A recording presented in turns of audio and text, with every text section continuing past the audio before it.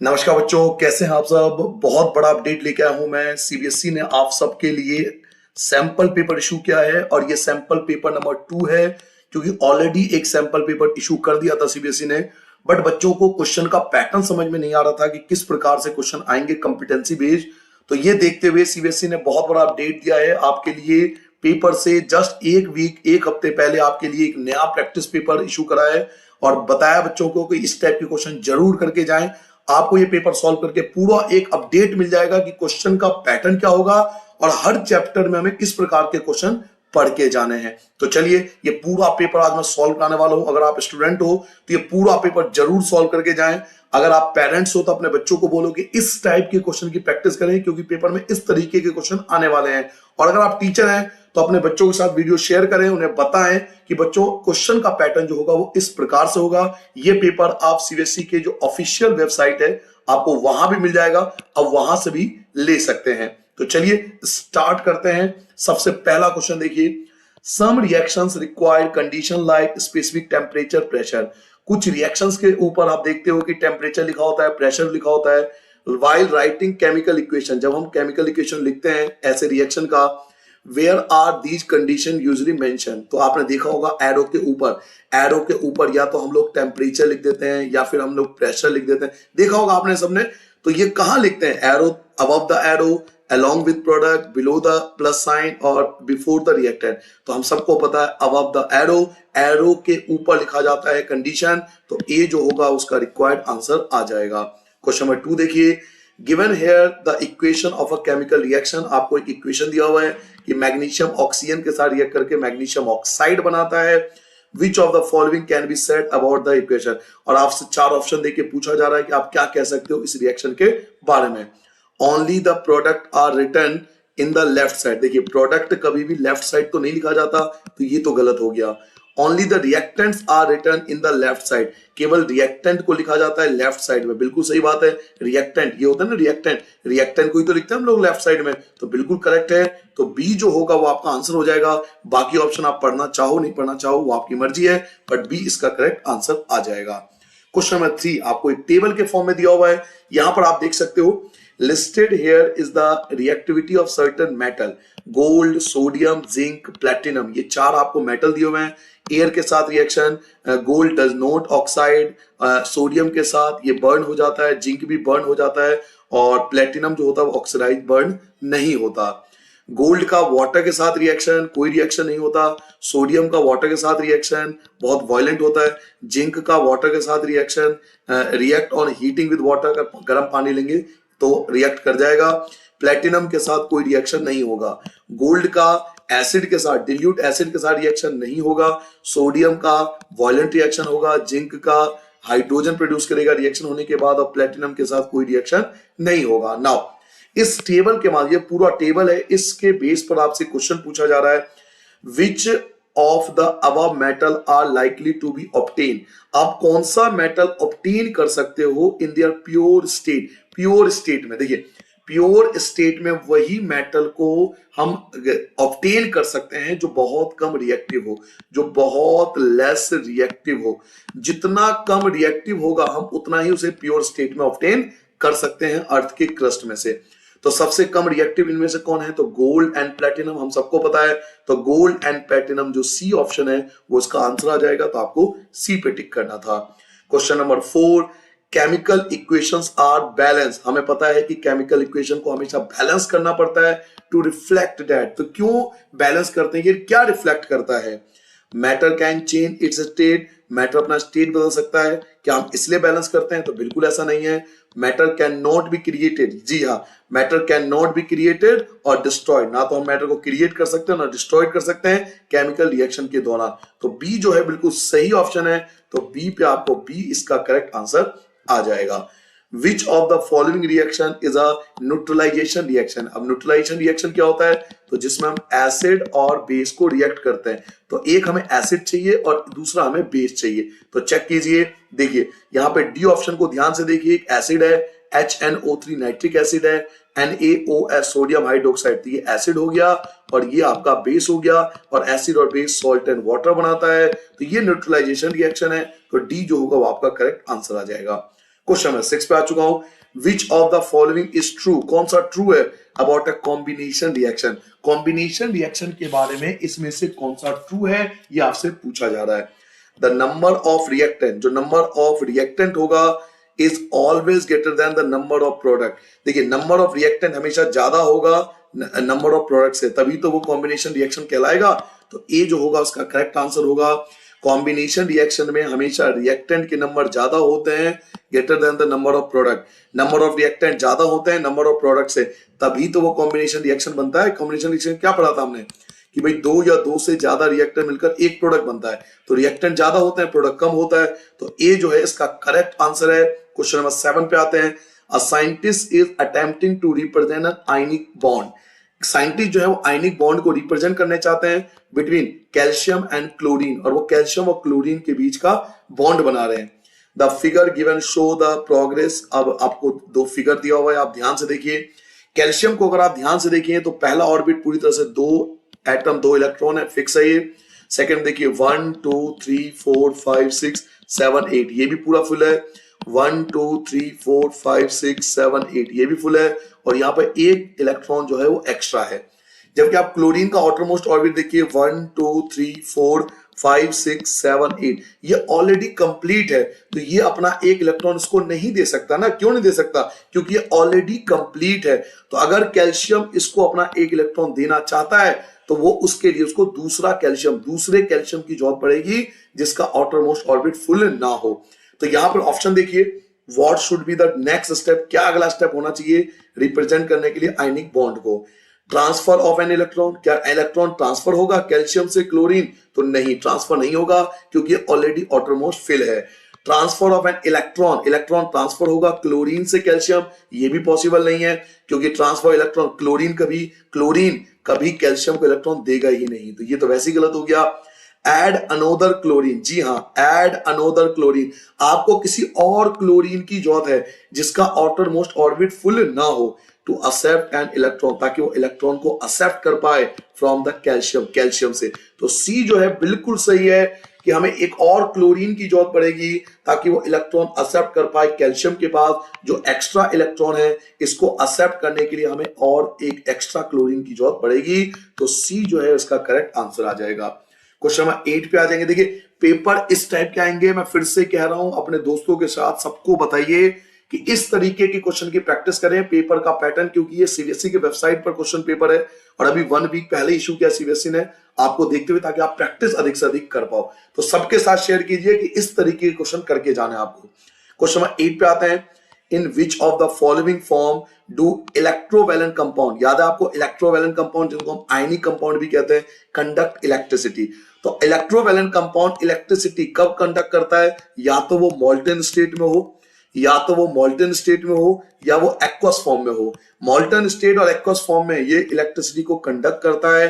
तो देखिए both in aqueous solution and मॉल्टन state, aqueous solution में और मॉल्टन स्टेट में ये गुड कंडक्टर कर सकता है। तो सी जो होगा उसका आंसर आ जाएगा। क्वेश्चन नंबर 9 पे आते हैं। सोडियम कम्स आफ्टर पोटेशियम, हमें पता है कि पोटेशियम के बाद सोडियम आता है रिएक्टिविटी सीरीज में, in the reactivity series.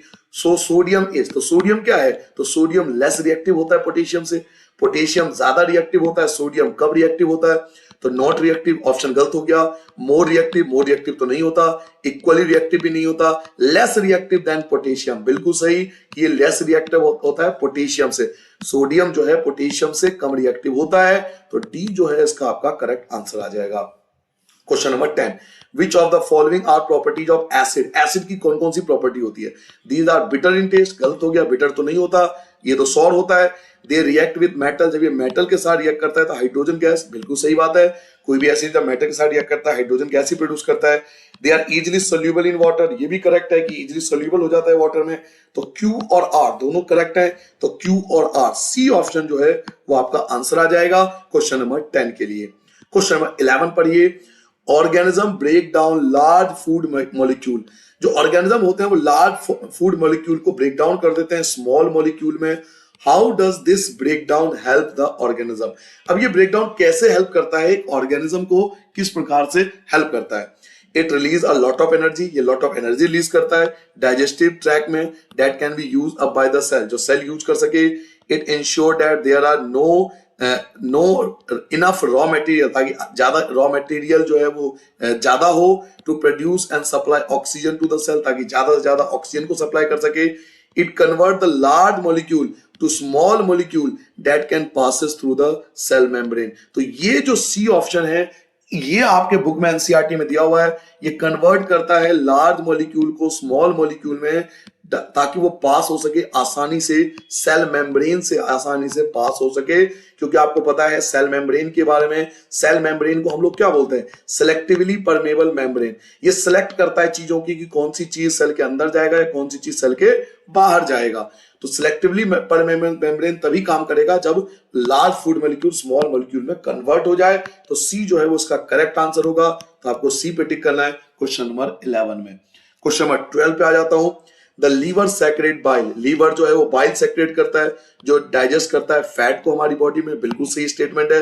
The pancreas, pancreas secret करता है बहुत सारे एंजाइम जो ब्रेक डाउन करता है फूड को, ये भी सही बात है, ये दोनों स्टेटमेंट सही है।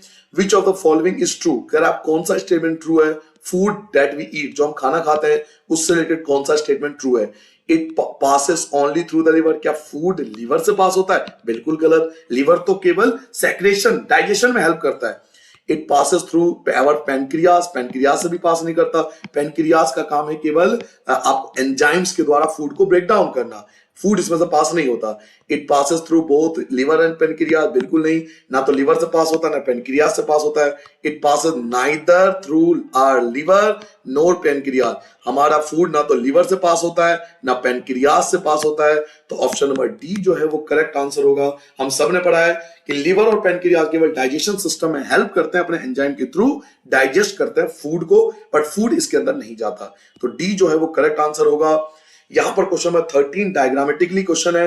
Which of the following occurs during oxygen shortage, देखिए ऑक्सीजन शॉर्टेज, याद कीजिए ऑक्सीजन शॉर्टेज मसल सेल में जब होता है, जब ऑक्सीजन की शॉर्टेज होती है मसल सेल में, तो हमारी बॉडी लैक्टिक एसिड बनाता है। मैंने आपसे कहा था जिसकी वजह से खिलाड़ियों के, प्लेयर्स के बॉडी में क्रैम्प आ जाती है।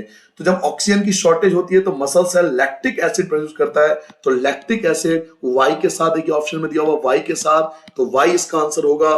तो ओनली वाई यानी बी जो होगा इसका आंसर होगा। ऑक्सीजन शॉर्टेज जब होती है बच्चों तो लैक्टिक एसिड बनता है, लैक्टिक एसिड किसके साथ दिया हुआ है, तो वाई के साथ गिवन है, इसलिए बी जो होगा वो आपका करेक्ट आंसर आ जाएगा। क्वेश्चन नंबर 14 पे आते हैं। Which of the following play the important role of creating a suction of force during pull water upward.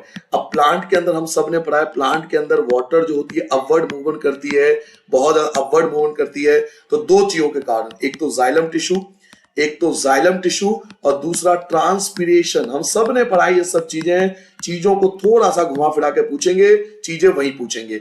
तो अपवर्ड मूवमेंट जो होती है रूट से वो लीफ तक, वो किसकी वजह से, तो जाइलम की वजह से या ट्रांसपीरेशन की वजह से। तो ग्रेविटेशन नहीं, रेस्पिरेशन भी नहीं, गलत हो गया। देखिए ट्रांसपीरेशन आ गया, तो सी जो होगा वो इसका करेक्ट आंसर होगा। क्वेश्चन नंबर 15 आपको एक नेफ्रॉन का डायग्राम दिया हुआ है, जैसा कि आप देख सकते हो आपके बुक में चैप्टर 6 में ये डायग्राम दिया हुआ भी नेफ्रॉन का।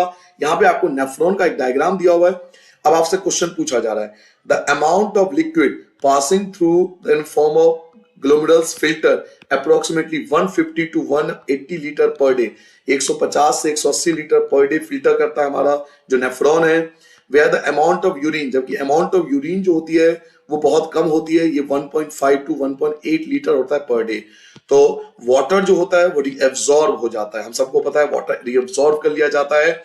इन which part of the nephron, nephron के कौन से पार्ट में वाटर जो होता है रीएब्सॉर्ब हो जाता है, याद कीजिए जल्दी से, नेफ्रॉन के कौन से पार्ट में वाटर जो होता है वो रीएब्सॉर्ब हो जाता है। तो ब्रोमन्स कैप्सूल में नहीं, ब्रोमन कैप तो केवल उसको इकट्ठा करता है यूरिन को। In the longer tubular part, जी हाँ ये मिल गया आपको, लॉन्गर ट्यूबुलर पार्ट में वाटर जो होती है वो रीएब्सॉर्ब कर ली जाती है। तो इसका आंसर क्वेश्चन नंबर 15 का आंसर जो आप टिक करोगे ये बी आ जाएगा आपका आंसर। लॉन्ग ट्यूबुलर पार्ट में जो वाटर होती है वो रीएब्सॉर्ब कर ली जाती है। ठीक है, नोट कर लिया आप सबने, आगे बढ़ जाएं। नाउ क्वेश्चन नंबर 16 पे आते हैं। ड्यूरिंग रेस्पिरेशन, रेस्पिरेशन के दौरान water is lost in the form of water vapour through, during transpiration, sorry transpiration के दौरान जो वाटर लॉस्ट होती है water is lost in the form of water vapour. Water जो लॉस्ट होता है वाटर वेपर के फॉर्म में, वो किसके द्वारा, वाटर लॉस किसके द्वारा होता है, जाइलम के द्वारा, फ्लोएम के द्वारा, स्टोमेटा के द्वारा या रूट हेयर के द्वारा। ये आपको 4 ऑप्शन दिया हुआ है, हम सबको पता है स्टोमेटा के द्वारा ही दोनों काम होते हैं। स्टोमेटा 2 फंक्शन करते हैं, याद कीजिए, एक्सचेंज ऑफ गैसेस और दूसरा ट्रांसपीरेशन, जिसमें वाटर का लॉस भी शामिल है। तो स्टोमेटा के द्वारा ही वाटर तो लॉस होगा, तो सी जो होगा उसका करेक्ट आंसर आ जाएगा। Question number 17, which of the following characteristics of spherical mirror, spherical mirror का कौन सा characteristic is given by the ratio of the size of the image to the size of the object। जो ratio निकालते हैं हम size of the image का और size of the object का, अगर रेशियो निकालें तो स्फेरिकल मिरर का वो कौन सा कैरेक्टर हम इस्तेमाल कर रहे हैं, एपर्चर का, मैग्निफिकेशन का, फोकल लेंथ का, रेडियस ऑफ कर्वेचर का। तो अगर आपने मैग्निफिकेशन की डेफिनेशन पढ़ी होगी तो बहुत अच्छे से आपको याद होगा। मैग्निफिकेशन का मतलब क्या था, हाइट ऑफ इमेज अपॉन में हाइट ऑफ ऑब्जेक्ट, यही तो पढ़ा था। तो यही तो आपसे बोल रहा है, रेशियो निकालो किसका, द साइज ऑफ इमेज यानी height of image and size of object यानी हाइट ऑफ ऑब्जेक्ट। तो ये फॉर्मूला किसका है, this is the formula for magnification. तो बी आपका आंसर आ चुका है। Question 18, in the diagram show given, अभी आपको डायग्राम दिखाऊंगा। A light ray is incident on a convex mirror. Convex mirror के ऊपर ये लाइट आपको दिख रहा है, ये कैंडल आपको दिया हुआ है, ये कैंडल है, लाइट रे सीधा चला गया। अब आपसे पूछा जा रहा है through which point does the रे travel through the reflecting of the mirror. अब यहां से लाइट टकरा के कहां जाएगी, कौन से पॉइंट पर जाएगी, ये आपसे पूछा गया।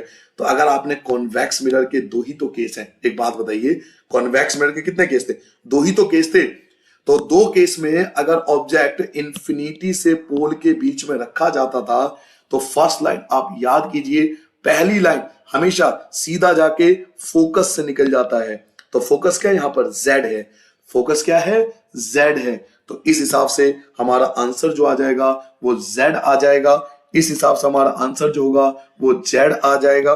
एक मिनट में चेक कर लेता हूं, कॉन्वेक्स मिरर है तो ये लाइट को, सॉरी बच्चों ये नहीं, एक मिनट मिटा दूं, कॉन्वेक्स है तो इसको हटा देते हैं। याद कीजिए कॉन्वेक्स मिरर में ये आ जाएगा आपका, रिफ्लेक्ट हो जाएगा इस प्रकार से और ये फोकस द्वारा ऐसे जाता है। तो ये पहले एक्स की तरफ भागेगा, है ना, पहले एक्स की तरफ जाएगा।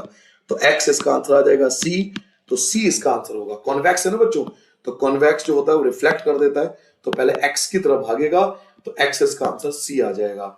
नाउ क्वेश्चन नंबर 19 पे आ जाता हूं, पढ़िए क्वेश्चन नंबर 19। हमारे पास क्वेश्चन बड़ा सिंपल है ये वाला। As a ray of light enter from medium P from Q, P में एंटर करता है क्यू से, इट्स वेलोसिटी इंक्रीज, तो उसकी वेलोसिटी इंक्रीज हो जाती है। What can be said about the refractive index of P, तो आप पी के रिफ्रैक्टिव इंडेक्स के बारे में क्या कह सकते हो, as compare to the date of the Q, Q के मुकाबले। क्या ये पी का रिफ्रैक्टिव इंडेक्स लोअर होगा, हायर होगा, सेम होगा या नथिंग होगा। अब आप खुद सोचिए, क्वेश्चन कह रहा है ए रे ऑफ लाइट एंटर करता है मीडियम पी में क्यू से, ये समझ लीजिए ये क्यू है और ये पी है, तो रे ऑफ लाइट क्यू से पी में एंटर कर रहा है, ठीक है, और इट्स वेलोसिटी इंक्रीज, इसकी वेलोसिटी इंक्रीज हो गई। वेलोसिटी इंक्रीज होने का मतलब है अगर इसकी वेलोसिटी इंक्रीज हो जाए तो आपसे पूछ रहा है कि रिफ्रैक्टिव इंडेक्स क्या होगा। तो जितना ज्यादा वेलोसिटी इंक्रीज होगा उतना रिफ्रैक्टिव इंडेक्स जो होगा वो कम होगा। जितना ज्यादा लाइट की स्पीड बढ़ेगी उतना ज्यादा रिफ्रैक्टिव इंडेक्स जो होगा वो कम होता जाएगा, तो रिफ्रैक्टिव इंडेक्स लोअर हो जाएगा। तो ये आंसर है। देखिए वैक्यूम में रिफ्रैक्टिव इंडेक्स क्या होता है, 1 होता है, एयर के अंदर क्या होता है 1.003 या 03। तो आप देख सकते हो जितना ज्यादा ये रेयरर होगा उतना ज्यादा रिफ्रैक्टिव इंडेक्स कम होता है। तो जितनी ज्यादा स्पीड बढ़ेगी, जितनी ज्यादा वेलोसिटी स्पीड बढ़ेगी ना, रिफ्रैक्टिव इंडेक्स उतना ही कम होता जाता है, तो लोअर होगा, आंसर ए आ जाएगा। क्वेश्चन नंबर 20, ये आपको डायग्राम दिया हुआ है, डायग्राम के माध्यम से आपसे पूछा जा रहा है इन अ डायग्राम शो बिलो, जो आपको डायग्राम है, अ beam of light is travelling from inside a glass, एक ग्लास के अंदर बीम ऑफ लाइट ट्रेवल कर रही है टू एयर के द्वारा। Which of mark path will be ray of light take as emergent, आप इमर्ज लाइट किसे बोलोगे, ग्लास सेप के अंदर। अब यहाँ पे 3 है, एक पी है, एक क्यू है, एक आर है। तो आप किसको इमर्ज बोलोगे? अगर ग्लास से लाइट बाहर निकल रही है, ग्लास से लाइट बाहर निकल रही है, तो लाइट कहां जाएगी? पी की तरफ, क्यू की तरफ या आर की तरफ? ये आपसे पूछा जा रहा है। तो देखिए एक बात बताइए, ये क्या है? ये है आपका रेयरर मीडियम, ये आपका रेयरर मीडियम है और ये आपका डेंसर मीडियम है। हम सबको पता है बात, ठीक है। अब जब लाइट डेंसर से, ये डेंसर है, जब लाइट डेंसर से रेयरर में जाता है तो वो नॉर्मल से दूर भागता है। जब लाइट डेंसर से रेयरर में जाता है तो नॉर्मल से दूर भागता है। इसी को तो इमर्जेंट रे बोलते हैं। जब लाइट डेंसर से रेयरर में जाता है तो नॉर्मल से दूर जाता है, इसी को बोलते हैं हम इमर्जेंट रे। तो आर आपको दे रखा है, तो आर इसका आंसर आ जाएगा। सी पे आपको टिक करना है। क्वेश्चन नंबर 21 फिर से डायग्रामेटिकली क्वेश्चन है, पढ़िए एक बार क्वेश्चन को। क्या कहता है ये? The image below depict light splitted by a prism. जो लाइट प्रिज्म द्वारा स्प्लिट हो जाती है डिफरेंट कलर में, वो डायग्राम आपको यहाँ पर गिवन है। हम सबको पता है, बुक में भी दिया हुआ है कि प्रिज्म जो होता है वो सनलाइट को 7 कलर में स्प्लिट कर देता है। Now this was first observe by Isaac Newton. Isaac Newton ने इसकी एक्सपेरिमेंट की थी। What would this observation help us to understand? तो ये ऑब्जर्वेशन क्या हेल्प करता है, क्या चीज हमें समझाता है, किस चीज को अंडरस्टैंड करने में इस एक्सपेरिमेंट ने हमें हेल्प किया था? पहला, the cause of sun spot, ये तो गलत है। हाउ एक्सरे, एक्सरे का कोई मतलब नहीं है। द कॉज ऑफ रेनबो, मिल गया ना आपको, रेनबो 7 कलर याद कीजिए, तो सी आपका आंसर आ जाएगा। नाउ अगला question, an object was place at the centre of curvature. एक ऑब्जेक्ट को सेंटर ऑफ कर्वेचर पर रखा गया कॉनकेव लेंस में। कॉनकेव लेंस ये आपको बना दिया और आपने क्या किया? सेंटर ऑफ कर्वेचर पे ऑब्जेक्ट को रख दिया। तो जब भी सेंटर ऑफ कर्वेचर पे ऑब्जेक्ट रखते हैं तो याद कीजिए, हमेशा कॉनकेव लेंस के अंदर जो इमेज बनती है वो वर्चुअल बनता है, इरेक्ट बनता है, याद कीजिए सारी बातें, और डिमिनिश्ड बनता है। ये सब हमने पढ़ा था। कॉनकेव लेंस के अंदर जब सेंटर ऑफ कर्वेचर पे ऑब्जेक्ट रखते हैं तो वर्चुअल, इरेक्ट और डिमिनिश्ड, ये 3 खासियत होती है। तो virtual, erect and smaller than object, यानी डिमिनिश्ड, यानी बी में आपको दिख रहा होगा, तो बी आपका आंसर आ जाएगा। Now 23, the sun appear red. Sun जो है वो रेड अपेयर होता है सनसेट और सनराइज के दौरान। क्यों? आपको याद होगा ना, सन जो है रेड नजर आता है सनसेट और सनराइज के दौरान। ऐसा क्यों? क्योंकि अधिकतर जो most of the blue light होती है वो स्कैटर हो जाती है एटमॉस्फेरिक पार्टिकल द्वारा नियर द हॉरिजन, हॉरिजन के पास। तो डायरेक्ट आपको बुक का ही क्वेश्चन दिया हुआ है, ये बुक में भी क्वेश्चन है, तो सी आपका आंसर आ जाएगा कि most of the blue light scatter हो जाती है एटमॉस्फेरिक पार्टिकल द्वारा हॉरिजन के पास। क्वेश्चन नंबर 24 पे आते हैं, the path of light passing through a glass prism. एक रे ऑफ लाइट जो है वो ग्लास प्रिज्म से पास होता है, तो बेस्ट रिप्रेजेंटेड बाय, इनमें से कौन सा रिप्रेजेंटेशन सबसे बेस्ट है? देखिए बुक का ही दिया हुआ है। जब लाइट रेयरर से डेंसर में आता है तो नॉर्मल के पास आ जाता है और फिर वो नॉर्मल से दूर हो जाता है।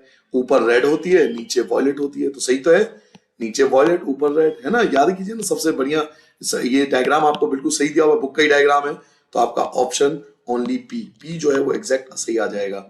अच्छा, इसमें क्या गलती है? ये तो रे ऑफ लाइट ही गलत दिया हुआ है, ऊपर की तरफ जा रहा है, ये भी गलत दिया हुआ है। इसमें आपको उल्टा कलर दे दिया, ये रे ऑफ लाइट ठीक था बट इसमें उल्टा आपको दे दिया, अपोजिट दिया हुआ है आपको, तो इसलिए ये जो है वो गलत हो जाएगा क्योंकि कलर दिया हुआ है अपोजिट आपको दिया हुआ है। तो पी जो है वो बिल्कुल सही है, तो ए आपका आंसर आ जाएगा। यहाँ पे आपको एक रिएक्शन दिया हुआ है, इस प्रकार का रिएक्शन पहले भी सैंपल पेपर में था। आपको कह रहा है कि आप यहाँ पर एक्स वाई जेड की वैल्यू बताओ इक्वेशन को बैलेंस करने के लिए। तो आप देखिए यहाँ पर ऑक्सीजन के 2 मॉलिक्यूल है या ऑक्सीजन का 1 मॉलिक्यूल है, तो बैलेंस करने के लिए यहाँ पे 2 भरना पड़ेगा, तो Z की वैल्यू 2 आ गया। अब हाइड्रोजन 4 हो जाएंगे, हाइड्रोजन के 4 मॉलिक्यूल हो जाएंगे, तो यहाँ भी आपको 2 लगाना पड़ेगा, तो X की वैल्यू 2 आ गया, यानी X2 होना चाहिए और Z2 होना चाहिए। X2 और Z2 ढूंढिए, X2 ये तो गलत है, X2 ये है लेकिन Z2 नहीं है, गलत हो गया।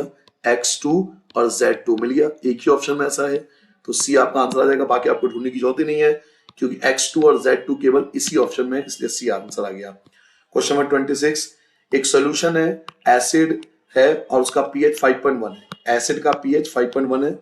विच of the following can be done to increase its pH. अब आपको पीएच बढ़ाना है, इंक्रीज करना है, उसके पीएच को बढ़ाना है, यानी 5.1 से आपको 6 करना है, 7 करना है, 8 करना है, 9 करना है, कुछ भी कीजिए, लेकिन पीएच को बढ़ाना है, इंक्रीज करना है, तो या तो आप उसमें वाटर ऐड कर सकते हो, सही बात है, वाटर करोगे डिल्यूशन हो जाएगा, पीएच बढ़ जाएगा।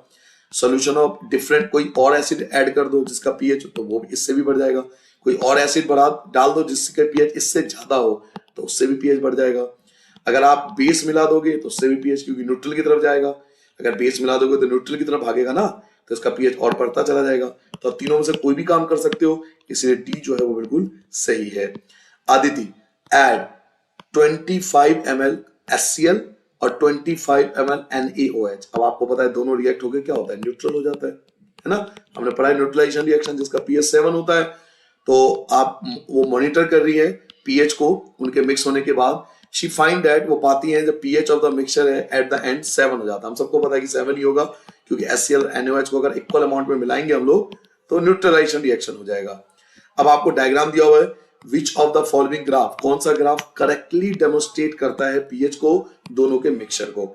तो सबसे पहले ये वाला देखिए, ये तो गलत हो गया क्योंकि उसने बेस लिया था, बेस तो यहाँ पे लिया ही नहीं इन्होंने, एसिड एसिड दिखा दिया, बेस तो दिखाया नहीं, तो ये गलत हो गया। अगला ये देखिए, बेस को भी दिखाया गया, एसिड को भी दिखाया गया और दोनों का पीएच 7 हो गया, तो बिल्कुल सही है। एक बार ये चेक कर लेते हैं। यहाँ भी देखिए क्या करा, कुछ ही नहीं दिखाया, यहाँ तो कुछ एसिड भी नहीं दिखाया, बेस भी नहीं दिखाया, तो ये तो वैसे ही गलत हो गया। तो एक ही ऑप्शन है ये वाला क्यू जो आपका करेक्ट है, तो क्यू वाला आंसर आ जाएगा। क्यू देखिए ऑप्शन किसमें है, क्यू है जो बी में, तो बी इसका करेक्ट आंसर आ गया। नाउ क्वेश्चन नंबर 28 बहुत बड़ा टेबल के फॉर्म में है, तो टेबल आपको समझना पड़ेगा। आनंद टुक 4 कलर, 4 कलर लेते हैं जिसमें PQRS है। परफॉर्म करते हैं टेस्ट को। Test, what is the definite conclusion that Anand can reach. तो कंक्लूजन क्या मिलेगा इससे, तो पहले आपको टेबल को समझना पड़ेगा। मिथाइल ऑरेंज, याद कीजिए मैंने चैप्टर 2 में पूरा कलर आपको समझाया था। आप जाके मेरा वीडियो देखिए चैप्टर 2 का, मैंने पूरे कलर का कॉम्बिनेशन समझाया था। मिथाइल ऑरेंज अगर पी के साथ तो no change in colour, phenolphthalein P के साथ no change in colour, red litmus के साथ no change in colour, blue litmus के साथ no change in colour. Methyl orange Q के साथ रेड, फिनाइल फेथलेन के साथ कोई चेंज नहीं, रेड के साथ नो चेंज, ब्लू के साथ ये टर्न रेड हो गया।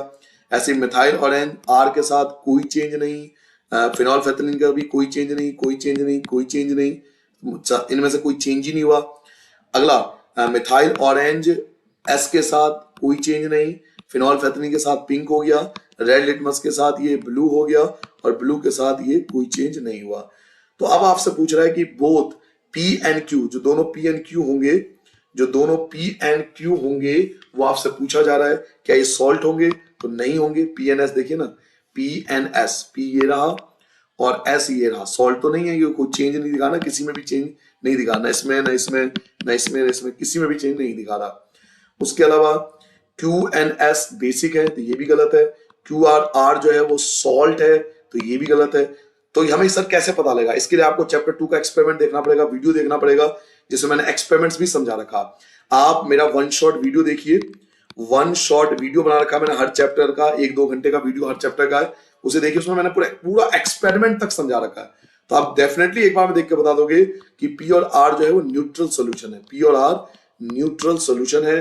क्योंकि पी और आर में ध्यान से देखिए, पी के साथ भी देखिए कोई चेंज नहीं हुआ, आर के साथ भी देखिए कोई चेंज नहीं हुआ, तो पी और आर न्यूट्रल है, क्योंकि दोनों के साथ कोई चेंजेस नहीं हो रहा, तो न्यूट्रल सोल्यूशन है, तो डी आंसर आ जाएगा।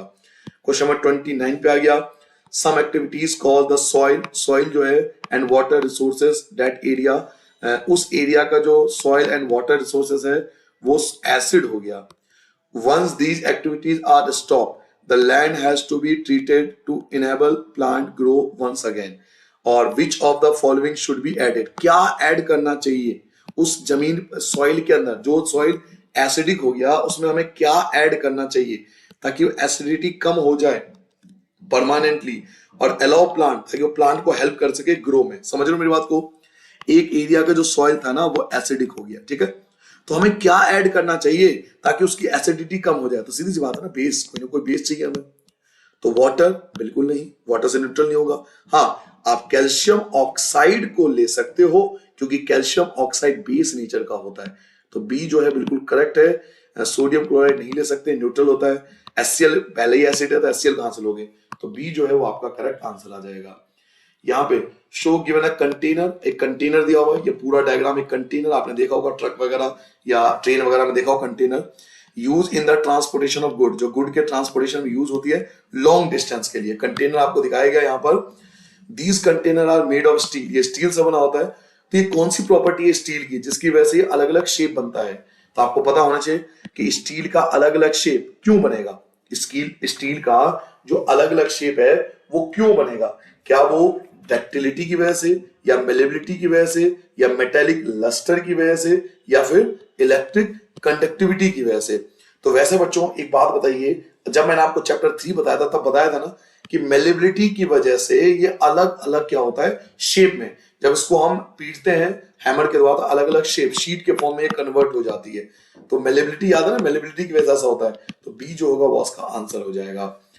पायल हैज टू अरेंज, पायल को अरेंज करना है डिक्रीजिंग ऑर्डर में, छोटे से नीचे में बड़े से डिक्रीजिंग ऑर्डर में, हाइड्रोजन आयन के कंसंट्रेशन के। वाइन का पीएच देखिए, मिल्क और मैग्नीशिया का पीएच देखिए, ब्लड का पीएच देखिए, इसको उसे अरेंज करना है।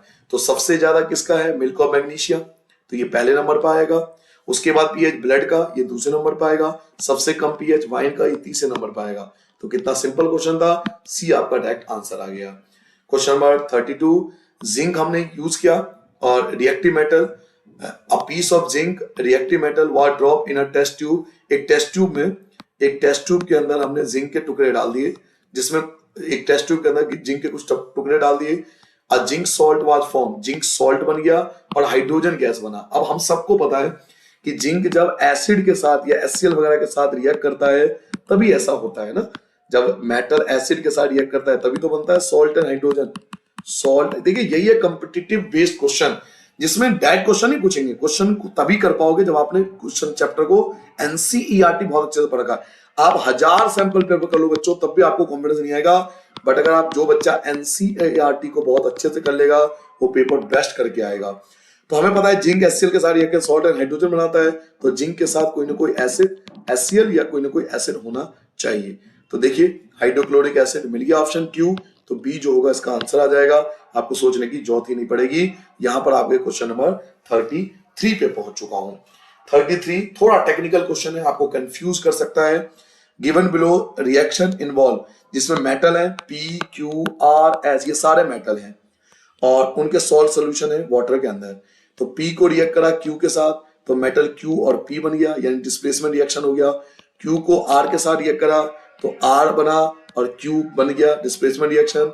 S को रिएक्ट करा Q के साथ तो Q बन गया S, यहाँ पे डिस्प्लेसमेंट रिएक्शन। P को जब रिएक्ट करा S के साथ तो कोई रिएक्शन नहीं, या रिएक्शन ही नहीं हुआ। तो which of the metal is most reactive, आपसे पूछ रहा है इनमें से सबसे ज्यादा रिएक्टिव कौन है? तो इनमें सबसे ज्यादा रिएक्टिव जो होगा वो R होगा। ध्यान से देखिए, R के बारे में बहुत आराम से देखिए, इसके रिएक्शन को ध्यान से देखिए। तो R जो होगा वो सबसे ज्यादा रिएक्टिव होगा। ये आंसर कहां पर है? तो ये आंसर आपको चैप्टर 3 में मिलेगा, आयनिक कंपाउंड से पहले आप पढ़ लेना, उसमें आपको रीजन पता लग जाएगा। रिएक्टिविटी सीरीज से जस्ट पहले दिया हुआ है, रिएक्टिविटी सीरीज से जस्ट पहले दिया हुआ है। तो वो एक्टिविटी पढ़ लेना और रिएक्शन पढ़ लेना, आपको पता लग जाएगा R जो है इनमें सबसे ज्यादा रिएक्टिव है। नाउ 2 स्टेटमेंट दिया हुआ है, असर्शन रीजन वाला, तो ऑप्शन आपको पढ़ने की जरूरत नहीं, शॉर्टकट याद है। असर्शन और रीजन का शॉर्टकट मैं हर वीडियो में बताता हूं, दोबारा समझ लीजिए। अगर A भी ठीक है और R भी ठीक है, दोनों ठीक है, अगर दोनों स्टेटमेंट सही है, दोनों आपस में जुड़े हुए हैं तो A आंसर आएगा। अगर दोनों स्टेटमेंट ट्रू है लेकिन दोनों आपस में नहीं जुड़े हुए तो बी आएगा। अगर पहला सही है दूसरा गलत है तो सी आएगा, और पहला ही गलत हो जाए तो डी आएगा, दूसरा पढ़ने की जरूरत ही नहीं है। तो ये असर्शन रीजन का तरीका होता है, दोनों सही हैं और दोनों आपस में जुड़े हुए हैं, दोनों में पति पत्नी का रिलेशन है, दोनों आपस में जुड़े हुए हैं तो ए आएगा। दोनों सही हैं लेकिन दोनों आपस में जुड़े हुए नहीं है तो बी आएगा। पहला सही है दूसरा गलत है तो सी आएगा, और पहला ही गलत हो जाए तो डी आएगा। सोडियम कार्बोनेट जो है वो कॉमनली यूज होता है इनग्रेडिएंट एंटासिड टैबलेट में, गलत। हम सोडियम कार्बोनेट का इस्तेमाल नहीं करते एंटासिड टैबलेट में, तो पहला स्टेटमेंट गलत हो गया तो डी पे आप टिक कर सकते हो, डी जो होगा वो आपका आंसर आ जाएगा। 35 some adult have a defective heart since birth, कुछ एडल्ट ऐसे होते हैं जिनके डिफेक्टिव हार्ट होते हैं बर्थ के समय से ही। They are born with a hole, उनके हार्ट में आपने सुना होगा छेद होते हैं, between the left atrium and right atrium. Left atrium और राइट आर्ट्रियम में कई बार क्या होता है छेद रह जाता है, अभी आपको डायग्राम दिखाऊंगा। दिस डिफेक्ट, इसको हम क्या बोलते हैं? इसे बोलते हैं atrial septal defect, atrial septal defect, ASD बोलते हैं। जब हार्ट के एक छोटे से पार्ट में कहीं छोटा सा छेद रह जाता है उसे ASD बोलते हैं। ड्यू टू द होल, इस होल के कारण between the artery, oxygenated blood जो होता है वो मिक्स हो जाता है डीऑक्सीनेटेड ब्लड से। ऑक्सीनेटेड ब्लड और डीऑक्सीनेटेड ब्लड मिक्स हो जाता है। तो इससे क्या होगा? A symptom of this disease is to feel tired. इससे आपको हमेशा थकावट महसूस होगी इजीली। क्यों ऐसा होगा? ये देखिए, आपको डायग्राम समझाने की कोशिश की गई है ना। यहाँ पे देखिए, ये लेफ्ट पार्ट, राइट पार्ट, इनके बीच में छोटा सा ये छेद हो गया जिसे दिखाया गया है। इससे होगा क्या? तो बच्चों, इससे याद है ना, जो मसल्स होगा ना, will receive blood containing less oxygen. Muscles वो ब्लड रिसीव करेगा जिसमें कम ऑक्सीजन होगा। अब क्योंकि मसल्स रिसीव करेगा वो ब्लड जिसमें कम ऑक्सीजन है, इसलिए आप हमेशा टायर्ड महसूस करोगे, आप हमेशा थका हुआ महसूस करोगे, क्योंकि ऑक्सीजन पूरा नहीं मिलेगा आपके सेल को, तो आपकी बॉडी जो है वो पूरी तरह से एनर्जी गेन नहीं करेगा। इसलिए सी जो है वो करेक्ट आंसर है।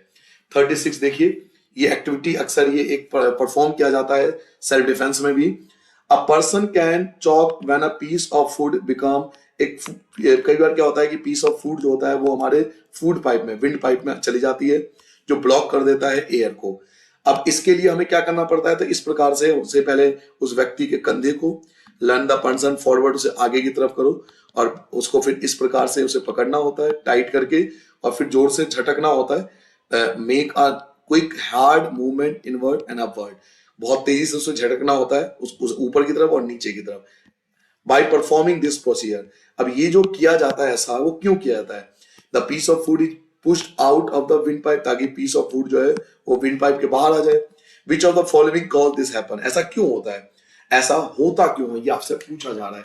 तो अगर आपको सेल्फ डिफेंस की थोड़ी सी भी ट्रेनिंग है तो आपको पता होगा कि एयर जो होता है वो पास हो जाता है एकदम से लंग्स के बाहर। एयर जो है प्रेस्ड हो जाता है out of the lungs, air pressed हो जाता है आउट ऑफ द लंग्स, जिसकी वजह से वो जो फूड के पार्टिकल हैं वो बाहर आ जाते हैं विंड पाइप से। तो बी जो होगा उसका करेक्ट आंसर आ जाएगा। फिर से आपको एक डायग्राम देखिए, डायग्राम आएंगे क्वेश्चन के अंदर पेपर में। ये सीबीएसई ने क्लियरली बता दी है, मेरा पेपर नहीं है, ये किसी का पेपर नहीं है, ये सीबीएसई द्वारा इशू किया गया है। आप उनके ऑफिशियल वेबसाइट पर ये पेपर डाउनलोड कर सकते हैं, ये ऑफिशियल वेबसाइट पर अवेलेबल है। ये पेपर अभी सीबीएसई ने इशू किया है आपको प्रैक्टिस के लिए। फिर से डायग्राम दे दिया जिसमें प्रोसेस बताया गया है, process taking place in the human body. तो ह्यूमन बॉडी का ही आपको दिया हुआ है कि जो हमारा रेड ब्लड सेल होता है आरबीसी, वो क्या करता है? ऑक्सीजन को रिलीज करता है और कार्बन डाइऑक्साइड को लेके चला जाता है। तो विच ऑफ दीज ऑर्गन, कौन से ऑर्गन में ऐसा होता है? लंग्स में, हार्ट में, ब्रेन में, सब में ही होता है। भाई रेड ब्लड सेल तो हर जगह पहुंचेगा ना, ऑक्सीजन को छोड़ेगा और कार्बन डाइऑक्साइड को लेके जाएगा। लंग्स में भी, हार्ट में भी, ब्रेन में, तीनों में ही होगा। तो ये तीनों में होगा, तो डी जो होगा वो आपका आंसर आ जाएगा। आपको एक डायग्राम दिया हुआ है जिसमें आपको लाइट दिया गया है। The diagram below show a leaf, एक लीफ पत्ते को दिखाया गया, ये लीफ रहा आपका, that covered with a piece of black paper, जिसको ब्लैक पेपर से कवर्ड कर दिया गया 3 दिनों के लिए। After 3 days the paper was remove, इस पेपर को हटा दिया गया 3 दिन के बाद। On testing it was found that area under the black paper tested negative और 4 स्टार। अब ब्लैक पेपर के अंदर जो था वहां स्टार्च था वो नेगेटिव था, मतलब स्टार्च खत्म हो गया था। And the test tested positive 4 star, और बाकी एरिया में, जो बाकी एरिया बच गया ये वाला, इसमें स्टार्च मौजूद था। बाकी एरिया में स्टार्च था और ब्लैक के नीचे स्टार्च नहीं था। फिर What was the experiment trying to test? हम क्या टेस्ट करना चाहते हैं इस एक्सपेरिमेंट के द्वारा? तो पता होगा आपको, if light is required for plant to make food, light की जरूरत पड़ती है फूड को बनाने के लिए, तो बी जो होगा उसका करेक्ट आंसर होगा। लाइट की जरूरत पड़ती है फूड को बनाने के लिए, तो लाइट नहीं होगी तो फूड नहीं बनेगा, तो इसका बी जो होगा बच्चों वो करेक्ट आंसर होगा। 39 पे आ जाते हैं। Which of the following flow chart, आपको फ्लो चार्ट दिया हुआ है, पूछ रहा है कौन सा करेक्टली शो करता है हमारा circulation of blood human body में। तो ये फ्लो चार्ट दिया हुआ है। पहले फ्लो चार्ट में देखिए, अपर पार्ट ऑफ बॉडी, क्या हमारा अपर पार्ट ऊपर होता है मुंह की तरफ? ये तो वैसे ही गलत हो गया। Upper part of the body, upper part of the body के बाद क्या दे दिया उन्होंने? Upper part of the body, पहले ऑप्शन देखिए, upper part of the body, upper part of the body. अब लंग, आप ब्लड को देखिए, ब्लड देखिए, ब्लड के फ्लो को देखिए, एरो को देखिए, एरो से आपको क्लियर होगा, एरो के देख के ही पता लगेगा। यहाँ चारों को ध्यान से देख लीजिए, पहले शुरू के देखिए, अपर पार्ट, लोअर पार्ट। तो पहले में देखिए हार्ट ने क्या करा, हार्ट ने इस ब्लड को लंग्स को भेजा और लंग्स ने हार्ट को भेजा, ये तो करेक्ट है। लेकिन अपर पार्ट ये और हार्ट अपर पार्ट ये दो तरफ से, तो ये जो है वो गलत है, क्योंकि इधर से भी एरो दिखा रहा है और ये इधर से भी एरो दिखा रहा है, तो ये गलत हो गया। ऐसे इसमें देखिए यहाँ हार्ट जो है वो ब्लड भेजता है अपर पार्ट को, जो कि नहीं दिखाया गया, तो ये गलत हो गया। यहाँ देखिए हार्ट भेजता है ब्लड अपर पार्ट को, सही है। लंग्स भेजता है हार्ट को, ये भी ठीक है। हार्ट भेजता है लंग्स को, ये भी ठीक है। अपर पार्ट जो है वो हार्ट को भेजता है ब्लड, ये भी सही है। हार्ट जो है वो लोअर पार्ट को भेजता है और लोअर पार्ट से पूरे बॉडी में ब्लड, ये बिल्कुल सारे करेक्ट सही है। आप इस वाले पार्ट को ध्यान से देखिए, एरो को देखिए, मेन एरो से पता लगता है। मैं आपका एरो एक बार दिखा देता हूं, एक मिनट रुक जाइए, मैं आपके लिए व्यवस्था कर देता हूं, एक मिनट हटा देता हूं। एरो को ध्यान से देखिए, सर एरो से पता लगेगा, आप एरो को ध्यान से पकड़िए। देखिए हार्ट जो है वो ब्लड भेजता है अपर पार्ट को, ये बिल्कुल ठीक है। लंग्स से हार्ट में आती है ब्लड और हार्ट लंग्स को भी भेजता है ब्लड। अपर पार्ट हार्ट को ब्लड देता है, हार्ट लोअर पार्ट को भेजता है, लोअर पार्ट से ब्लड हार्ट में आती है। तो सारे एरो सही है, तो सी जो है वो आपका आंसर आ जाएगा। 40वां क्वेश्चन, असर्शन और reason. The rate of breathing जो होती है एक्वाटिक ऑर्गेनिज्म में बहुत ज्यादा होती है टेरेस्ट्रियल ऑर्गेनिज्म को मुकाबले। क्यों? क्योंकि आपको पता है डिसॉल्व ऑक्सीजन बहुत कम होता है वाटर के अंदर। एक्वाटिक ऑर्गेनिज्म का रेट ऑफ ब्रीथिंग जो होता है बहुत ज्यादा होता है। क्यों ज्यादा होता है? क्योंकि डिसॉल्व ऑक्सीजन बहुत कम होता है। यही तो लिखा हुआ है, जो अमाउंट ऑफ ऑक्सीजन होता है डिसॉल्व वाटर के अंदर वो बहुत कम होता है। ऑक्सीजन जैसे एयर में होता है वैसे वाटर में नहीं होता। वाटर के अंदर ऑक्सीजन का कंसंट्रेशन बहुत कम होता है, इसलिए एक्वाटिक ऑर्गेनिज्म, मैंने आपको बताया था, आप जाके चेक करो इन शॉर्ट वाली वीडियो चेक करो एक बार। वन शॉट वाली वीडियो मैंने आपको दे रखा है, उसमें जाके चेक करो, इसका मैंने आंसर आपको बता रखा है। बिल्कुल चैप्टर 6 में आप जाके देखना, मैंने इसका आंसर बता रखा है। तो दोनों ही सही है, दोनों ही स्टेटमेंट सही है और दोनों एक दूसरे से जुड़े हुए हैं, तो ए जो होगा इसका आंसर आ जाएगा। क्वेश्चन नंबर 41 पढ़िए।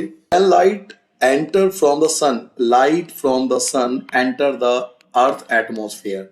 जब लाइट जो होती है, सन की लाइट होती है, अर्थ के एटमोस्फेयर में एंटर करती है तो रिफ्लेक्टेड हो जाती है, हम सबको पता है ये बात।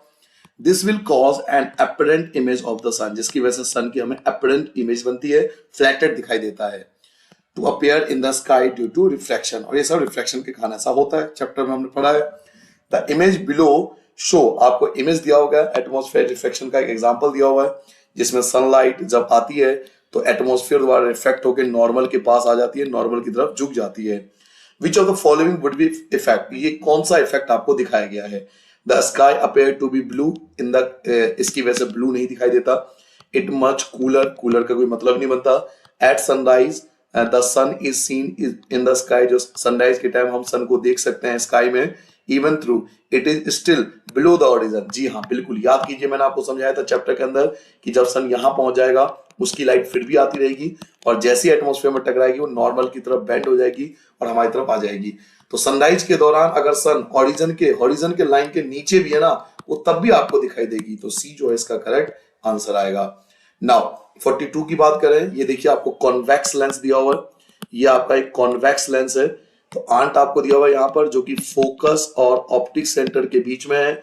तो जब फोकस और ऑप्टिक सेंटर के बीच में बनता है तो इमेज जो बनता है वो हमेशा इनलार्ज बनता है, थोड़ा बड़ा बनता है। याद कीजिए 6 केस होता है ये, और हमेशा वर्चुअल एंड इरेक्ट बनता है। तो इस आंट की जो इमेज बनेगी वो थोड़ा सा लार्ज, ये देखिए लार्ज ये है, और वर्चुअल एंड इरेक्ट बन रहा है, वर्चुअल एंड इरेक्ट, ठीक है ये। तो सी जो है उसका करेक्ट आंसर आ जाएगा। नाउ 43 आपको दिया हुआ है, a hunter see a fish, एक हंटर ने मछली को देखा, ये रहा fish which is swimming in clean water, जो कि क्लीन वाटर में स्विम कर रहा है, जो जैसा कि आपको फिगर में दिखाया गया है। अब ये इसको हंट करना चाहता है, टू हिट द फिश, अगर वो फिश को मारना चाहता है, ही शुड टेक एम, तो उसका एम कहाँ होना चाहिए? एडजर्निंग द फिश मोशन, उसकी जो फिश के मोशन को देखते हुए उसका जो टारगेट होना चाहिए वो किधर होना चाहिए? एग्जैक्टली नहीं, क्योंकि लाइट जब एंटर करेगा तो नॉर्मल की तरफ बेंड हो जाएगा।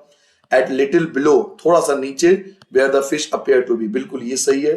क्यों? क्योंकि लाइट जब रेयर से डेंसर में आएगा तो थोड़ा नॉर्मल की तरफ ये है रेयरर। तो रेयरर से जब डेंसर में आता है तो थोड़ा नॉर्मल की तरफ बेंड हो जाता है। तो क्योंकि फिश यहाँ है तो वो बेंड होकर यहाँ थोड़ा सा नीचे दिखाई देगा। तो लिटिल बिलो जो बी है वो इसका करेक्ट आंसर आ जाएगा। Now shown below the photograph of a convex lens. Convex lens का आपको एक फोटोग्राफ दिया हुआ है। ये देखिए कॉन्वेक्स लेंस आपको यहाँ पे गिवन है। A small bright spot is, आपको ये कॉन्वेक्स लेंस का पेपर दिया हुआ है यहाँ पर। When the lens is kept, और अगर हम उसको लेंस को सनलाइट सन में रखे हैं तो विच डायग्राम शो द, सही डायग्राम बनाना है। Which diagram below explain the formation of bright spot. तो आपको सही स्पॉट ये वाला स्पॉट का मिलेगा। ये कॉन्वेक्स लेंस है जो कि सनलाइट, देखिए सन दिखाया गया है तो जब सनलाइट इस पे पड़ेगी तो ये आपका एक स्पॉट बनेगा। तो इनमें से कौन सा डायग्राम सही है? तो आप सबको पता होना चाहिए कॉन्वेक्स लेंस सभी लाइट को फोकस पे इकट्ठा कर देता है। सन कॉन्वेक्स लेंस सभी लाइट को फोकस पे इकट्ठा कर देता है। तो पी ठीक है, ये गलत दिया हुआ है, ये भी गलत दिया हुआ है। कॉन्वेक्स लेंस सभी लाइट को एक जगह इकट्ठा कर देता है। तो पी जो सही है वो आंसर है ए। तो ए आपका आंसर आ जाएगा।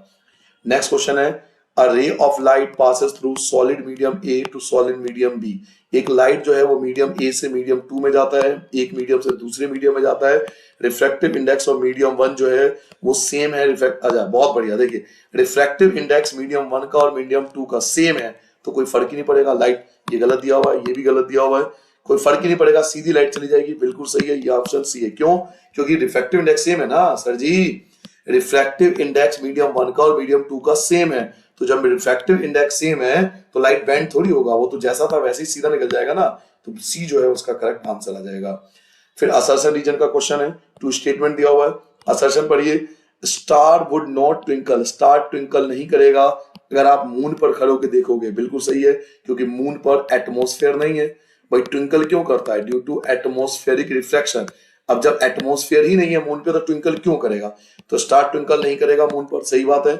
Star appear to be twinkle, जबकि ट्विंकल करेगा एटमॉस्फेयर रिफ्लेक्शन के कारण। तो स्टार लाइट जब हमारे एटमॉस्फेयर में एंटर करती है तो एटमॉस्फेयर रिफ्लेक्शन के कारण ये ट्विंकल करता है, तो ये भी सही है। अब क्योंकि दोनों हो किसकी वजह से रहा है? तो एटमॉस्फेरिक रिफ्लेक्शन की वजह से हो रहा है, इसलिए बिल्कुल ए जो है उसका आंसर आ जाएगा। क्योंकि ये ट्विंकल नहीं करेगा क्योंकि वहां एटमॉस्फेयर नहीं है, और यहाँ ट्विंकल करेगा क्योंकि एटमॉस्फेयर है। तो अल्टीमेटली एटमॉस्फेरिक रिफ्लेक्शन के कारण तो हो रहे हैं दोनों चीजें, इसलिए ए जो है वो आपका आंसर आ जाएगा। राजन, यहाँ मेरा ही नाम आ गया। टेक द फॉलोइंग 2 फोटोग्राफ, वो 2 फोटोग्राफ जैसे कि आपको दिखाया गया है टेक्स्ट बुक में। First while keeping a circular piece of glass on a notebook. पहले में वो नोटबुक के ऊपर रख देते हैं इस ग्लास को, और आप देख सकते हो कि बहुत छोटे छोटे इमेज आपको दिखाई दे रहे होंगे।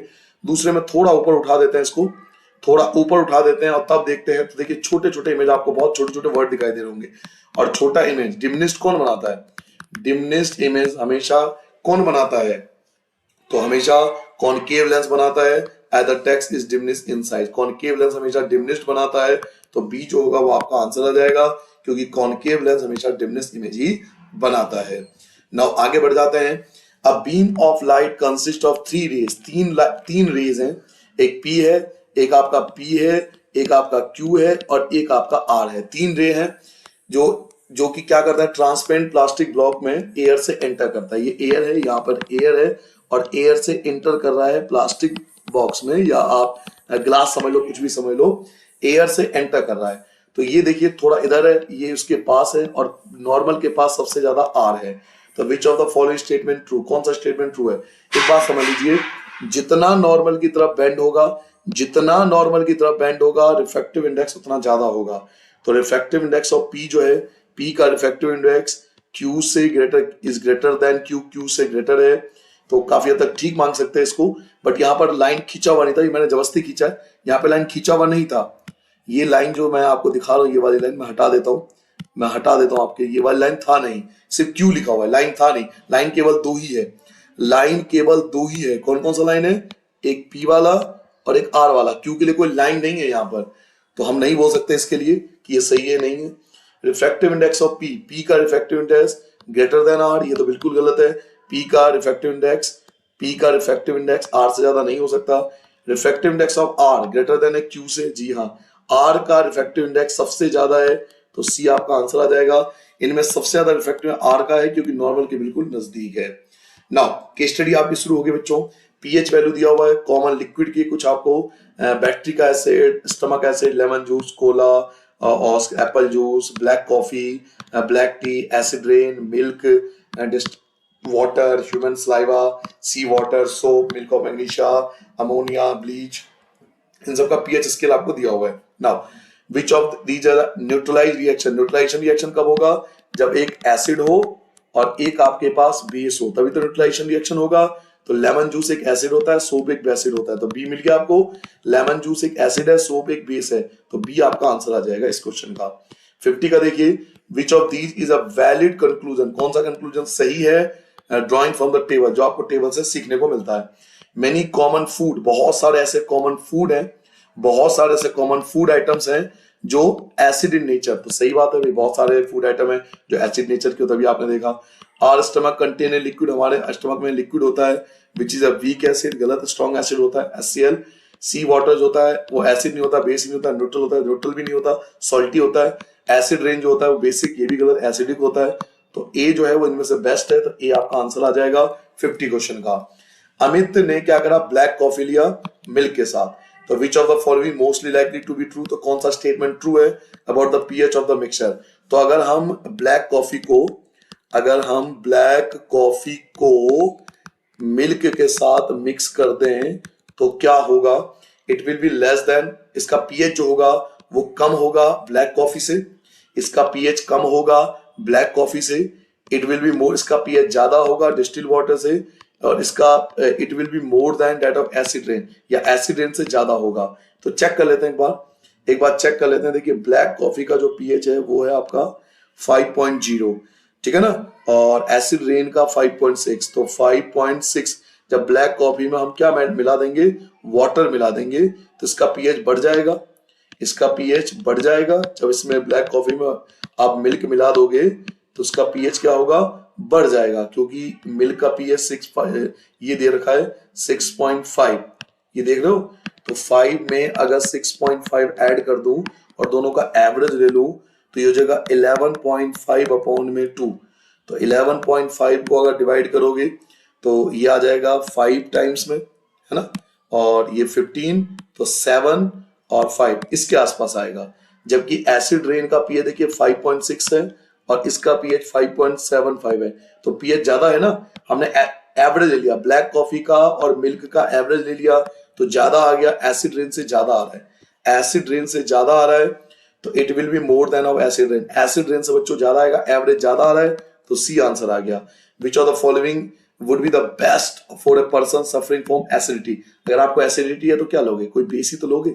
अगर आपको एसिडिटी है तो कोई बेस होगी, और बेस क्या है? मिल्क ऑफ मैग्नीशिया बेस है, सबको पता है, वहां इसको इस्तेमाल किया जाता है, तो डी आंसर आ जाएगा। फिर आपसे केस स्टडी आपको दिया हुआ है, तो केस स्टडी पढ़ देता हूं पहले। William Harvey was one of the early biologists, ये बहुत बड़े बायोलॉजिस्ट थे, who studied the bodies of human, जिन्होंने ह्यूमन का एनिमल की बॉडीज के बारे में पढ़ा। he even dissected the bodies, उन्होंने बॉडीज के अंदर के बारे में जाना। and did experiment with the heart, उन्होंने हार्ट का, ब्लड वेसल के बारे में एक्सपेरिमेंट करा। उन्होंने कंक्लूड करा अपने एक्सपेरिमेंट से that blood vessel, the heart through the artery and return, ये कहने का मतलब जो ब्लड होता है, लीव होता है हार्ट से आर्टरी के द्वारा, और रिटर्न होता है वीन्स, यानी आर्टरी पूरी बॉडी में ब्लड को ले जाता है, पूरे बॉडी में ब्लड को आर्टरी ले जाता है, और वीन्स इसको वापस लाता है। ये तो हम सबको पता है, इसमें कौन सी बड़ी बात है। एक काम कर आप डायरेक्ट भी आंसर दे सकते हो, फिलहाल मैं क्वेश्चन पढ़ लेता हूं study. However, he could not explain how blood left artery to enter the vein. लेकिन वो ये नहीं समझा पाए कि आर्टरी से वीन्स में कैसे आता है blood. He said there must be some structure, उनका कोई स्ट्रक्चर जरूर होगा यहाँ पर जिसमें आर्टरी और वीन्स के कारण ये ब्लड आपस में एक्सचेंज हो जाती है। उसके बाद मार्सेलो मालफिगी ये और थे जिन्होंने बाद में डिस्कवर किया दीज स्ट्रक्चर, इस स्ट्रक्चर को डिस्कवर किया जिससे आर्टरी वीन्स को ब्लड दे देता है। और उन्होंने स्ट्रक्चर करने के लिए क्या करा? डेड फ्रॉग लंग्स, मरे हुए फ्रॉग के लंग्स की स्टडी करी माइक्रोस्कोप के द्वारा। तो which of the following structure did Malpighi, जो मालफिगी थे उन्होंने किसका इस्तेमाल किया था? फ्रॉग के लंग्स का, डेड फ्रॉग के लंग्स का क्या था? तो ये आपका आंसर आ गया यहाँ पर। तो ये देखिए, इस टाइप के क्वेश्चन करने के लिए आपको थोड़ा सा स्टडी करना पड़ता है। पहला आपको पैराग्राफ बहुत अच्छे से पढ़ना पड़ेगा। तो आर्टरी, अब देखिए ब्लड और वीन्स आपस में, अब यहाँ पर मार्फरी लंग्स, लंग्स तो कोई ऑप्शन ही नहीं है, देख लो आप, लंग्स यहाँ पे ऑप्शन है, लेकिन small air sac in lungs ये आप करोगे तो गलत हो जाएगा। क्यों? क्योंकि थोड़ा सा आप अपने दिमाग पे फोकस करिए कि वेन्स और आर्टरी एक्सचेंज किसके पास होता है, तो वो होता है कैपिलरीज के पास। याद कीजिए कैपिलरीज के बारे में मैंने आपको बताया था, कैपिलरीज के द्वारा ही क्या होता है, जो एक्सचेंज ऑफ ब्लड होता है वो कैपिलरीज में होता है। तो बच्चों कैपिलरीज आंसर देना है, ये नहीं कि केस स्टडी पढ़ लिया और आंसर अपने आप अंधे होकर लगा दोगे, नहीं, बहुत आराम से जो आपने चैप्टर पढ़ा है उसके बेस पर आंसर देना है। What is the most likely reason, क्या रीजन हो सकता है Harvey could not find these structure, Harvey को ये स्ट्रक्चर क्यों नहीं मिला। These structure are not found in human, ये ह्यूमन में नहीं पाया जाता, ऐसा तो नहीं, ह्यूमन तो पाया जाता है। These structure are found only in lungs, क्या केवल लंग्स में होता है, ऐसा भी नहीं है। These structure become visible only dead animal, क्या ये डेड एनिमल में ही पाया जाता है, ऐसा तो बिल्कुल नहीं है ना। These structure they are too small, capillaries जो होती है वो बहुत ज्यादा स्मॉल होती है, इसको हम नेक्ड आई से नहीं देख सकते, तो डी आंसर है, क्योंकि ये बहुत स्मॉल होती है, इनको हम नेक्ड आई से नहीं देख सकते। Which of the following statement about the artery and veins true, artery और वीन्स के बारे में क्या स्टेटमेंट बिल्कुल सही है। तो आर्टरी एंड वीन्स के बारे में अभी आपको बताया था, ये ऑक्सीडेटेड ब्लड को ले आता है और डीऑक्सीडेटेड ब्लड को हार्ट के पास वीन्स लेकर जाता है। तो चलिए 55 के बारे में पढ़ लेते हैं। आर्टरी के थिकर वॉल होते हैं वीन्स के मुकाबले, मिल गया आंसर। देखिए हार्ट से जब हमारा ब्लड जाता है आर्टरीज में, तो आपको पता है ना इसकी दीवारें थिक होती है, क्योंकि ब्लड बहुत प्रेशर के साथ आर्टरी में जाता है, जबकि वीन्स की दीवारें जो होती है थोड़ी थिन होती है। तो आर्टरी की जो दीवारें होती है, आर्टरी जो होती है थिकर वॉल होती है, मोटी दीवार होती है वीन्स के कंपैरिजन। तो ये जो होगा इसका करेक्ट आंसर होगा, बाकी आपको पढ़ना है तो पढ़ लेना, आपके पास पूरा क्वेश्चन पेपर है।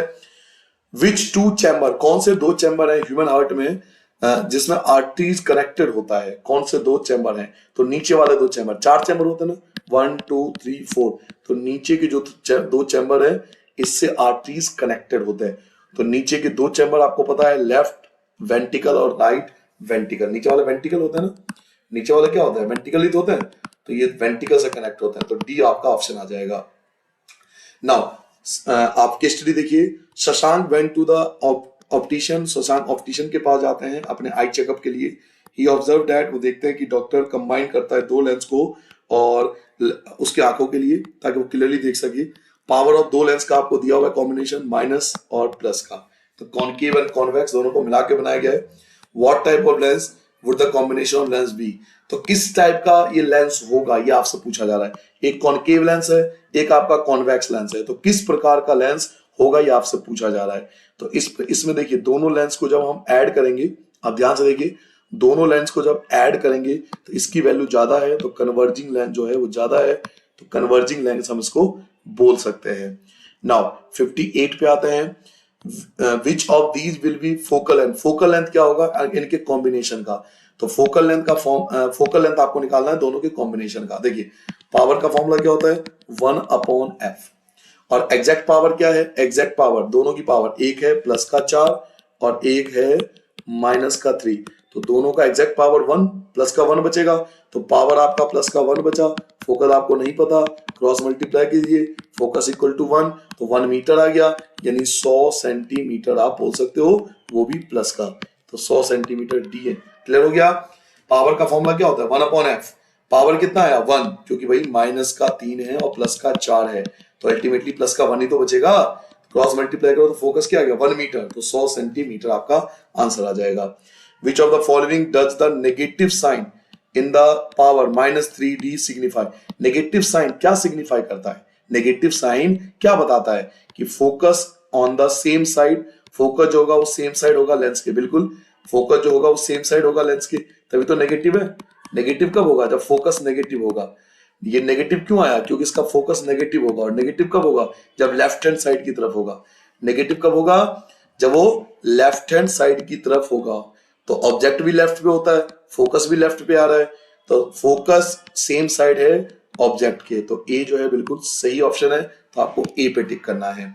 नाउ ये अंतिम क्वेश्चन है बच्चों, ये लास्ट क्वेश्चन है। Which of the two lens can form a real image, कौन सा इन दोनों में से कौन सा रियल इमेज बनाएगा। तो रियल इमेज कौन बनाएगा, जिसका पॉजिटिव फोकस होता है, जिसका पॉजिटिव फोकस होता है, तो पॉजिटिव ये रहा बी, जो बी है वो आपका आंसर होगा, ये रियल इमेज बनाएगा, तो बी पे आपको टिक करना है। तो ये पेपर आपका यहाँ पे कंप्लीट होता है। बहुत इंपॉर्टेंट पेपर है, मैं हर बच्चे से कह रहा हूँ बार बार, आप शेयर कीजिए अधिक से अधिक अपने दोस्तों के साथ। आप अगर पेरेंट्स हैं तो अपने बच्चों को बताइए, और टीचर हैं तो अपने बच्चों को बताइए कि इस टाइप के पेपर करके जाएं, क्योंकि ये एक हफ्ते पहले ही सैम्पल पेपर इशू हुआ है, जो कि बहुत ज्यादा इंपॉर्टेंट है। तो आई होप आप सबको पसंद आएगा। मिलते हैं अगले वीडियो के अंदर, तब तक आप सबको नमस्कार, अपना ध्यान रखना, अच्छे से पेपर करना। जय हिंद।